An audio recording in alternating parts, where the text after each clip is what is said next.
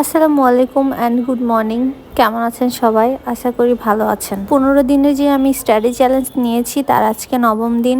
আজকে আমি এই নবম দিনে আমার টার্গেট কি আমি কমপ্লিট করতে পারলাম কিনা তা আপনাদের সাথে শেয়ার করব।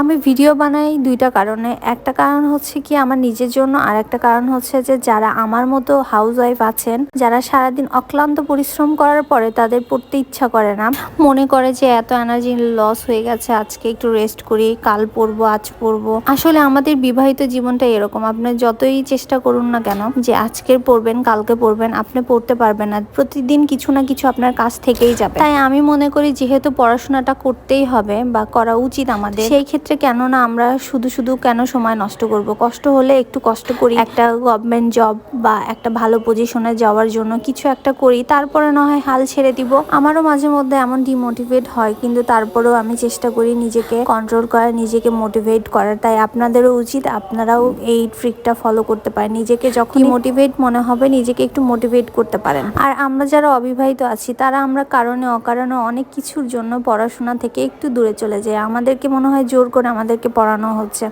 আমি বলবো কি, বিয়ের আগে যে পড়াটা আপনারা, যে সুযোগটা আপনারা পাচ্ছেন, আপনারা সেটার ফুল ইউটিলাইজ করেন, দেখবেন জীবনটা অনেক সুন্দর হবে। কিন্তু বিয়ের পরে এত কিছু চাপ সামলিয়ে যখন একটা মেয়ে পড়তে যাবে তখন অনেক বাধার সম্মুখীন হতে হয়। তাই আপনাদের বলবো যে বাবার বাড়িতে আছেন, ভালোভাবে পড়াশোনাটা করুন। আমরা যদি বিয়ের পরে এত কিছু সামলিয়ে পড়তে পারি তাহলে আপনারও উচিত বাবার বাড়িতে থেকে ভালোভাবে পড়াশোনা করার। আমার এই কথা কেউ খারাপভাবে নিবেন না, আমি ভালোর জন্যই বলছিলাম। এখন ভালো যদি ভুল কিছু বলে থাকি অবশ্যই আমাকে ক্ষমা দৃষ্টিতে দেখবেন। আর একটা ভিডিও বানাই নিজের কারণে, কারণ হচ্ছে যে আমি যদি একটা ভিডিও শ্যুট করি তাহলে আমাকে অবশ্যই পড়তে হবে।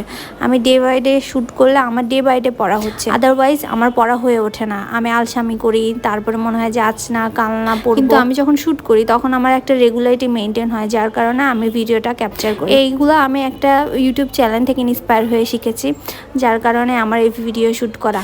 এতে করে আমি অনেক লাভবান হচ্ছি। সত্যি বলতে আমার ভিডিওতে ভিউ হোক বা না হোক, বাট আমার অনেক উপকার হচ্ছে। তো দোয়া করবেন যাতে করে যেন আমি এইভাবেই টাইম টেবিল ম্যানেজমেন্ট করে এগিয়ে যেতে পারি। জানি না শেষ পর্যন্ত কতখানি পৌঁছাতে পারবো, কিন্তু চেষ্টা করে যাচ্ছি। তো সকালে অনেক কাজ ছিল, সেই কাজগুলো শেষে তারপরে দাওয়াত খেয়ে তারপরে হচ্ছে আমি এখন একটু পড়তে বসলাম। যে আমি এখন ওই গ বিভাগের 4টা প্রশ্ন পড়বো। আমার শরীরটা একটু টায়ার্ড লাগছে, অনেক ঘুম ঘুম পাচ্ছে। সারাদিন পরে পড়তে বসেছি, দেখি আমি 4টা টার্গেট নিয়েছি আজকে, কমপ্লিট করব, কতটুকু করা যায়।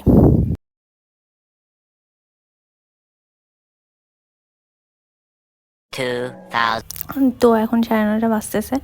এখন আমি হচ্ছে গিয়ে আমার পড়াটা স্টপ করব। আমি আর একদমই তাকায় থাকতে পারতেছি না, আমার ঘুম ধরতেছে। আমি 3টা প্রশ্ন পড়েছি আর 4টার মধ্যে। তো আজকে মোটামুটি টার্গেট খুব একটা কমপ্লিট করতে পারি নাই। নেক্সট দিন আবার একটু ভালো করে পড়ার চেষ্টা করব। আমার জন্য সবাই দোয়া করবেন। আল্লাহ হাফেজ।